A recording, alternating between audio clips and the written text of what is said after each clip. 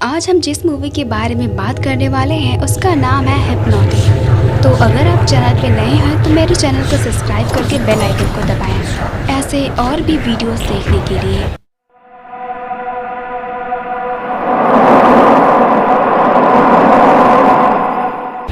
Film के starting scene में हम एंड्रिया ब्रोवेन नाम की एक औरत को देखते हैं जो कि काफ़ी परेशान दिख रही थी। इसके बाद वो किसी डिटेक्टिव वेड रोलन को कॉल करती है। ये कॉल एक वॉइस मैसेज था जिसके बाद एंड्रिया लिफ्ट में भागने की कोशिश करती है। इसी दौरान उसके फ़ोन पर किसी अननोन नंबर से कॉल आता है। दूसरी तरफ से किसी बंदे की आवाज़ आती है जो उससे कहता है कि this is how the world ends. ऐसा सुनते ही एंड्रिया को ऐसा फील होने लगता है जैसे लिफ्ट की दीवारें उसे जकड़ रही हो। एंड्रिया काफ़ी क्लॉस्ट्रोफोबिक फील करने लग जाती है और ये सीन यहीं पर कट हो जाती है और अगले सीन में हम जेन नाम की एक लड़की को देखते हैं जो कि अपने फ्रेंड के घर पर पार्टी अटेंड करने के लिए गई थी। जेन को देखकर हम समझ पाते हैं कि वो किसी ट्रॉमा से गुजर रही थी। वो बहुत ज़्यादा अल्कोहल भी लेती है। जेन इस पार्टी में ब्रायन नाम के एक बंदे से मिलती है। जीना जिन को किसी साइकेट्रिस्ट की मदद लेने के लिए कहती है। इनफैक्ट वो जिन को पार्टी में ही आए डॉक्टर कॉलिन मेट्स को मिलवाती है जिन्होंने जीना की काफ़ी मदद की थी जब वो सेशन ले रही थी। डॉक्टर जैसे ही जीना को उसके जॉब में प्रमोशन मिली थी जिस वजह से उसने इतना अच्छा घर खरीद पाया। यहाँ पर जिन को डॉक्टर मीट में इंटरेस्ट नहीं था लेकिन डॉक्टर मीट को जिन में इंटरेस्ट था। इनफैक्ट वो जिन को अपना कार्ड भी देते हैं एक सेशन बुक करने के लिए। पार्टी खत्म होने के बाद ब्रायन जिन को घर छोड़ने के लिए कहता है और वो लोग एक साथ सोते भी हैं। अगले दिन जिन ये बात जीना को बताती है और यहाँ पर जीना डॉक्टर मीट के साथ उसे एक अपॉइंटमेंट फिक्स करने के लिए कहती है। सो फाइनली जिन डॉक्टर मीट के साथ एक अपॉइंटमेंट फिक्स करती है और डॉक्टर के ऑफिस के बाहर जिन उनके एक दूसरे पेशेंट से मिलती है जिसका कहना था कि डॉक्टर मीट सबको हील कर देते हैं। ये सब सुनने के बाद जिन डॉक्टर मीट से मिलती है और बातों बातों में हमें जिन के पास्ट के बारे में पता चलता है।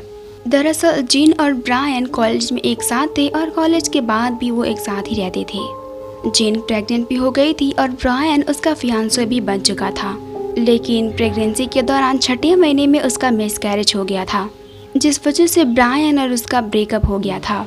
तब से जिन उस ट्रॉमा से बाहर नहीं निकल पाई है और ऐसे में डॉक्टर मीट जिन को हिप्नोथेरेपी रिकमेंड करते हैं जिसमें डॉक्टर मीट जिन को हिप्नोटाइज करके उसे हील करने की कोशिश करेंगे।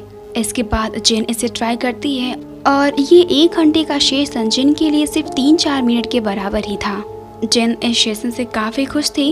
इनफैक्ट 3 महीने तक वीकली इस सेशन को स्टार्ट करने के बाद जिनको जॉब वगैरह भी मिल जाती है और वो इन सब से बहुत खुश थी। लेकिन इन सभी चीज़ों में से एक अजीब बात ये थी कि जिन को कभी कभार उसके सपनों में डॉक्टर मीट आने लग गए थे जो कि उसके साथ उसके बेड पर थे। इसी दिन एक दिन सेशन के दौरान जिन डॉक्टर मीट से कहती है कि वो ब्रायन को इग्नोर करने लग गई है, लेकिन डॉक्टर मीट जिन से कहते हैं कि आज रात ब्रायन को जिन अपने घर पर डिनर पर बुलाए। जिन ऐसा ही करती है और ग्रोसरी शॉपिंग करते वक्त जिन को एक अननोन नंबर से कॉल आता है। इस कॉल को पिक करते ही जिन काइंड ऑफ हिप्नोटाइज्ड हो जाती है जहाँ पर जेनिफर खुद को अपने घर में पाती है और उसके सामने खाने की एक प्लेट पड़ी हुई थी और बाथरूम में ब्रायन बेहोश पड़ा था।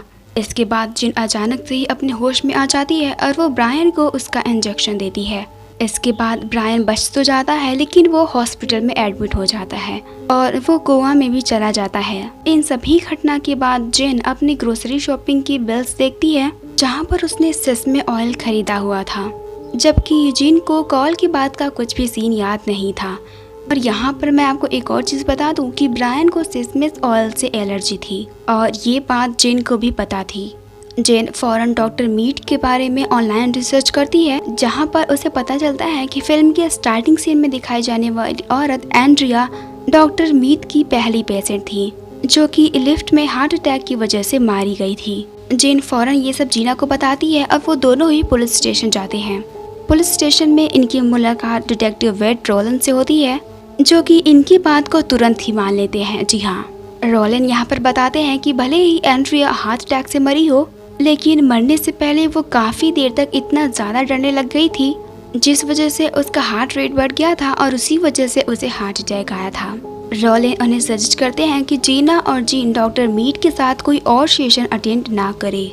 अब इस पॉइंट पर जीना रिवील करती है कि लास्ट ही टाइम पर उसने डॉक्टर मीड के साथ एक सेशन अटेंड किया था जिसमें डॉक्टर मीड ने जीना को हिप्नोटाइज किया था। अब यहाँ पर हैरान कर देने वाली बात ये थी कि डॉक्टर मीड अपने कुछ सिलेक्टिव पेशेंट को ही हिप्नोटाइज किया करते थे और जीना उनमें से एक नहीं थी। खैर, इसके बाद जेन फिर से डॉक्टर मीड को कॉल लगाती है जहाँ पर वो डॉक्टर मीड के साथ फिर से एक अपॉइंटमेंट फिक्स करती है, लेकिन इस बार उसने अपने फ़ोन में वॉइस रिकॉर्डर ऑन कर रखा था ताकि वो इस सेशन के बाद इस रिकॉर्डर को सुन सके और उसे पता चले कि उसके साथ क्या क्या हुआ था। खैर, इस सेशन के बाद जेन वो रिकॉर्डर सुनती है जिसमें उसे पता चलता है कि डॉक्टर मीड ने हिप्नोटाइज के बाद उससे सब कुछ उगलवा लिया था कि वो रिकॉर्डिंग कर रही है और उसको और जीना को डॉक्टर मीड पर शक है। इस पॉइंट पर जीन बहुत डर जाती है क्योंकि डॉक्टर मीड कुछ भी कर सकता था और तब भी जीन को एक अननोन नंबर से कॉल आता है। दूसरी तरफ से एक बंदा बात कर रहा था जो उससे कहता है this is how to world end, जिसके बाद जीना को ड्राइव करते वक्त अपने ऊपर एक स्पाइडर दिखने लगता है जबकि रियलिटी में उसके ऊपर कुछ भी नहीं था। इस सीन से हम समझ पाते हैं कि डॉक्टर मीड अपने पेशेंट के वर्स्ट फियर को ट्रिगर करते हैं ये कहकर कि this is how the world ends, जिसके बाद उनकी पेशेंट किसी तरह से खुद से मारी जाती है। जीना भी उस स्पाइडर की वजह से कार स्पीड में चलाने लगती है जिसकी वजह से उसका एक्सीडेंट हो जाता है और वो उस एक्सीडेंट में मारी जाती है। और ये इंसिडेंट जीन और उस डिटेक्टिव के लिए बहुत शॉकिंग कर देने वाला था। इन दोनों को ही पता था कि इसके पीछे डॉक्टर मीड है, लेकिन इन दोनों के पास कोई सबूत नहीं था। डिटेक्टिव रोलिंस मीड पर थोड़ा और रिसर्च करते हैं जहाँ पर वो पाते हैं कि डॉक्टर मीड की हर वो पेशेंट जो कि मारी गई है वो काइंड ऑफ सिमिलर दिखती थी। इनफैक्ट जिन का भी लुक उन पेशेंट की तरह ही था। ये सब जानने के बाद डिटेक्टिव रोलिंस डॉक्टर मीड के ऑफिस जाकर उसे धमकाते हैं, लेकिन डॉक्टर मीड का इस पर कोई भी असर नहीं पड़ता। बात करने के दौरान डिटेक्टिव डॉक्टर मीड के ऑफिस से एक चम्मच चुरा लेते हैं ताकि वो डॉक्टर मीड के फिंगरप्रिंट को पुलिस के डेटाबेस से रन करवा सके। इसके बाद रोलिंस जिन के घर जाकर उसे सतर्क रहने के लिए कहते हैं, लेकिन उनके जाने के ठीक बाद डॉक्टर मीड यहाँ पर आकर जिन पर वो ट्रिगर्ड वर्ड यूज करके उसे अपने कंट्रोल में कर लेते हैं। डॉक्टर मीड यहाँ पर कुछ अजीब बातें करता है, साथ ही वो कहता है कि वो डिटेक्टिव रोलिंस को अपने रास्ते से ठीक उसी तरह से हटा देगा जिस तरह उसने जीना को हटाया है। जिसके ठीक बाद हम देखते हैं कि डिटेक्टिव रोलिंस के घर पर एक औरत उन पर चाकू से हमला कर देती है जो कि डॉक्टर मीड की ही पेशेंट थी। डिटेक्टिव किसी तरह इस औरत से बच जाते हैं, लेकिन वो बहुत ही ज़्यादा इंजर्ड हो चुके थे। जिसके बाद वो फौरन हॉस्पिटल जाते हैं जहाँ पर जेन उससे मिलने के लिए आती है। जेन डिटेक्टिव रोलिंस से कहती है कि अगर डिटेक्टिव उसे किसी और साइकेट्रिस्ट के पास ले जा सके जिसे हिप्नोसिस पता हो तो शायद जिन ये पता लगा पाए कि डॉक्टर मीड सेशन में जिन को क्या सब कहते हैं। अगले ही सीन में जिन एक दूसरे साइकेट्रिस्ट से मिलती है, लेकिन जैसे ही वो साइकेट्रिस्ट जिन को हिप्नोटाइज करती है जिन अजीब तरह से तड़पने लगती है जैसे कि वो मर रही हो। ऐसे में वो साइकेट्रिस्ट जिन को फौरन होश में लाती है, जिनका कहना था कि डॉक्टर मीड ने उनके दिमाग में किसी तरह का फेल सेफ मैकेनिज्म डाल दिया है ताकि कोई और उसके दिमाग को ना पढ़ सके। ऐसे में ये साइकेट्रिस्ट कुछ भी नहीं कर सकती थी, लेकिन वो जिन के दिमाग में अपना एक फेल सेफ मैकेनिज्म डाल सकती थी। जिन इसके लिए राजी हो जाती है और यहाँ पर मैं आपको बता दूं कि हिप्नोसिस के दौरान जिन एक घर देख पाई थी जिसका एड्रेस 1010 हेवन था और ये घर किसी स्लोवियन का था। इस सेशन के बाद जिन फौरन इस एड्रेस को सर्च करती है जहाँ पर उसे पता चलता है कि ज़ैवियर एक साइकेट्रिस्ट थे जो कि 1960 के दौरान CIA के साथ काम करते थे लोगों को हिप्नोटाइज करने के लिए और प्लांट फेक मेमोरीज के लिए। ये एक MK अल्ट्रा प्रोजेक्ट था जहां पर लोगों के दिमाग को कंट्रोल करने की कोशिश की जा रही थी। खैर, जैसे ही जिनको ये सब कुछ पता चलता है वो ज़ैवियर के घर की तरफ निकल जाती है क्योंकि एक सेशन के दौरान डॉक्टर मीड ने कहा था कि ज़ैवियर सलिवन उनके मेंटोर थे और जाने से पहले जिन डिटेक्टिव रोलिंस को फ़ोन करके उन्हें सब कुछ बता देती है और ज़ैवियर के घर पहुंचकर जिन को वहां पर कोई भी नहीं मिलता। इसके अलावा जिन को वहाँ पर डॉक्टर मीड और उनकी वाइफ की कुछ फोटोज मिलती हैं, लेकिन तभी वहाँ पर डॉक्टर मीड आ जाता है और वो बताता है कि जैवियर शलोवन कोई और नहीं बल्कि उसके डैड थे, जो कि अब इस दुनिया में नहीं है। और डॉक्टर मीड की वाइफ भी कुछ टाइम पहले मारी गई और तब से डॉक्टर मीड ऐसी लड़कियों को हिप्नोटाइज करके अपना बनाने की कोशिश करते हैं जो कि उनकी वाइफ की तरह दिखती है या फिर उसकी तरह चलती है या स्मेल करती है। इससे पहले उसने 3 औरतों के साथ ऐसा किया था, जिसमें से एक एंड्रिया भी थी, लेकिन कोई भी औरत परफेक्ट नहीं थी अकॉर्डिंग टू डॉक्टर मीड। लेकिन डॉक्टर मीड के हिसाब से जिन परफेक्ट है, इसीलिए वो जिन के दिमाग में धीरे धीरे अपनी वाइफ की कुछ मेमोरीज डाल रहा है ताकि जिन पूरी तरह से ही उसकी वाइफ बन जाए। ये सब बताने के बाद डॉक्टर मीड जिन को बेहोश कर देते हैं। वहीं दूसरी तरफ डिटेक्टिव रॉलिंस के पास फिंगरप्रिंट के रिजल्ट आ चुके थे, जिससे हमें पता चलता है कि डॉक्टर मीड का रियल नेम जूलियन सलीवन है। लेकिन तभी उन्हें जिन का कॉल आता है जो उससे कहती है कि डॉक्टर मीड ने उसे अपने ऑफिस में फंसा कर रखा है, जिसके बाद डिटेक्टिव अपनी पूरी टीम को मीड के ऑफिस भेज देते हैं। लेकिन सरप्राइजिंगली मीड के ऑफिस में कोई नहीं था और इस पॉइंट पर हम समझ सकते हैं कि डॉक्टर मीड ना ही सिर्फ उन्हें कंट्रोल करता है बल्कि उन्हें कुछ भी दिखा सकता है। यानी कि जिन को लग रहा था कि वो मीड के ऑफिस में है, लेकिन वो मीड के घर में थी।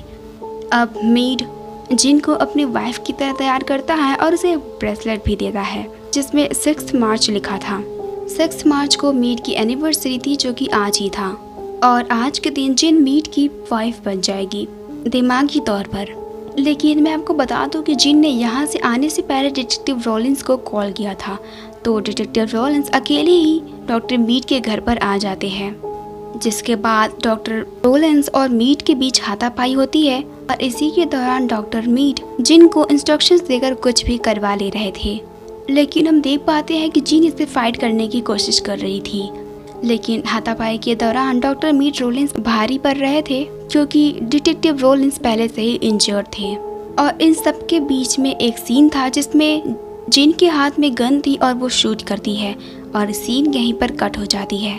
इसके बाद सीन जिन और डिटेक्टिव रॉलिंस को दिखाता है, जहां पर डिटेक्टिव उनसे कह रहे थे कि जिन ने डॉक्टर मीड को शूट कर दिया, जिससे उन दोनों की ही जान बच गई। वो कहते हैं कि इट्स ओके माय लव, और ये वर्ड सुनते ही जिन को होश आ जाता है। अब यहाँ पर हमें एक दूसरे सीन का फ्लैशबैक दिखाया जाता है जब जिन ने एक दूसरे साइकियाट्रिस्ट के पास गई थी और उस हिप्नोसिस के दौरान उस साइकियाट्रिस्ट ने जिन के दिमाग में एक फेल सेफ मैकेनिज्म डाला था। और ये फेल सेफ मैकेनिज्म ये था कि जब भी doctor Mead my love word का इस्तेमाल करेंगे, जो कि ट्रिगर्ड वर्ड होगा, तो जिन रियल वर्ल्ड देख पाएगी और वो डॉक्टर मीड की कमांड्स को फॉलो नहीं करेगी।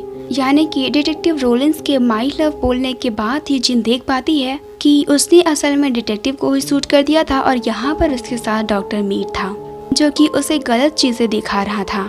ऐसे में जिन तुरंत होश में आ जाती है और वो डॉक्टर मीड पर हमला करती है और इसके बाद वो घायल डिटेक्टिव रॉलिंस के पास जाती है। वो डिटेक्टिव रॉलिंस का गन यूज करके डॉक्टर मीड को मल्टीपल टाइम शूट करती है, जिससे मीड फाइनली मारा जाता है। यहाँ पर सीन शिफ्ट होकर कुछ दिनों के बाद का सीन दिखाता है, जहाँ पर जिन अपने प्रोफेशन में काफी सक्सेसफुल हो चुकी थी, लेकिन उसका बॉयफ्रेंड ब्रायन अभी भी कोमा में था।